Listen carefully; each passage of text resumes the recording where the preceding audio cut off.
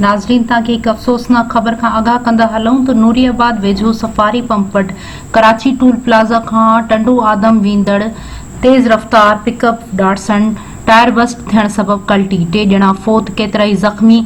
ख़बर मूजिब कराचिन खां ॼाणियुनि सां भरियल पिकअप डाटसन जंहिंमें घोट कुंवार पिण सवार हुआ, ओचितो टायर बस्ट थियण सबबि ड्राइवर जे कंट्रोल खां निकिरी कल्टी थी वई।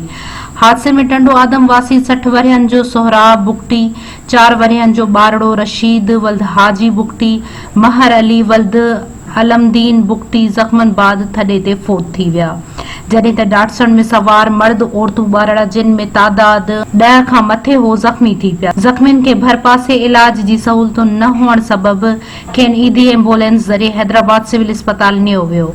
वारिस बग़ैर कार्रवाई जे मड़ ॻोठ टंडो आदम खणाए विया।